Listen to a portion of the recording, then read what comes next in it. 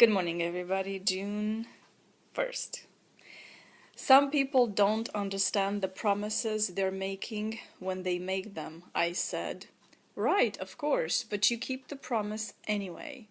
That's what love is. Love is keeping the promise anyway. This is a quote from John Green, by John Green in I think it's a book, The Fault in Our Stars. Never read that book, and this is just one of the quotes of this particular message. It's called The Look of Love. This is number 5 in the series, done by Bruxy Covey. He's a pastor of the Meeting House Church in Canada, and we listen to his preaching and his teachings a lot. We really love just the way he goes about and perceives and he interprets the Bible. And I think it's a far healthier view than others that I've seen so far. Not that it's the healthiest, but I just really like the way he goes about it. And one other thing that kind of stuck with me is he was talking about religiousness, and I think anybody that kind of goes and becomes a Christian at one point in life can fall into this, I would call it a trap, where you just become over-religious. And D.H. Lawrence wrote about a religious fundamentalist the following, which I thought it was awesome. That a person that is over-religious artificially is narrowing themselves, amputating every humane and tender piece that does not fit into the rigid frame that they have. I tend to agree with that. From a personal experience I think I've had my moment of religiousness, and it sucks the joy, and it sucks that tender piece in us as human beings. It can suck humane way of looking at the world and at each other, and it tends to be replaced with a lot of don't do this, don't do that, and it becomes more of a rule. Just the religion walked on a lot of rules of don'ts. I think that's why it was kind of such a shocker when Christ came, because it changed some things. I think a lot of things is still misunderstood to this day. A lot of the things that he's saying in the Bible, it's actually misunderstood, and it's preached from the pulpit in the wrong format. But that's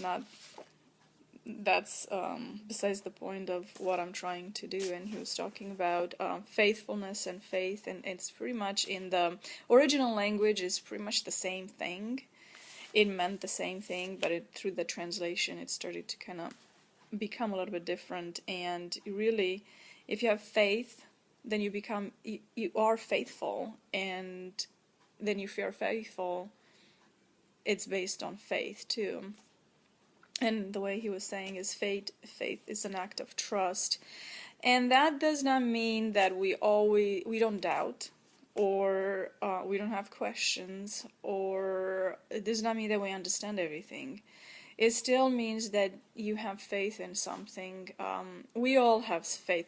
You don't have to be a Christian or believe in God to have faith in something. We all have faith in something. And I bet that most of us don't 100% understand what we have faith in, but we still have faith. And or if we still have questions, and even back then the apostles believed, actually falsely, they thought that Christ was gonna just destroy all the Romans, and it was gonna be like a military kingdom, and everything was gonna turn around, and they were gonna be finally the victors, because they were tired of being just kind of suppressed and stuff like that. And that they were totally wrong about that. And anyway, moving on, and faithfulness, it's a repeated choice to continue in the direction of faith.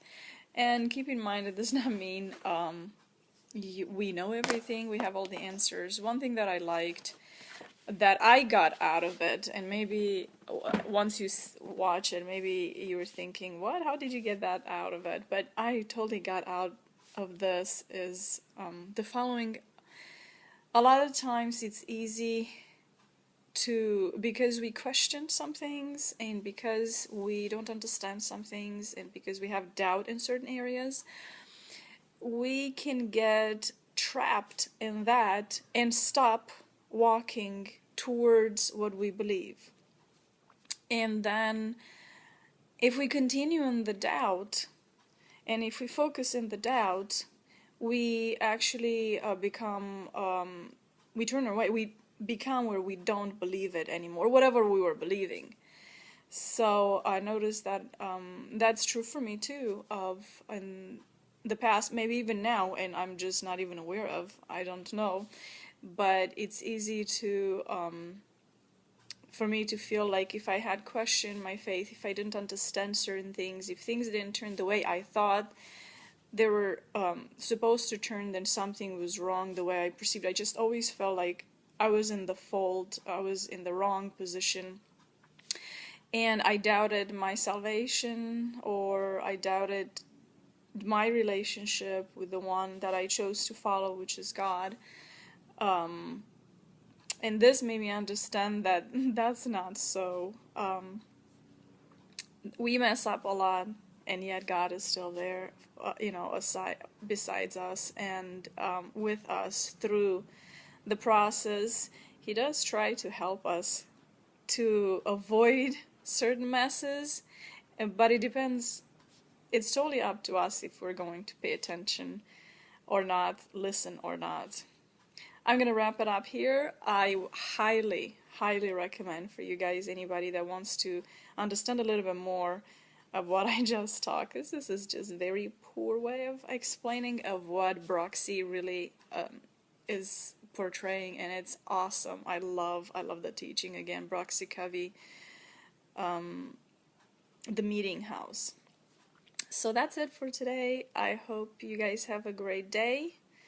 Wednesday, more shots in the spine and adrenal glands. I did have Saturday another episode, like a relapse thing, but that's because I think I pushed myself a lot, and it was almost like a normal day until the evening, and then that kind of went, out the wire type of thing. So, but the good thing is I see strength, and that's all that matters. So, have a great day, and we will talk to you soon. Bye-bye.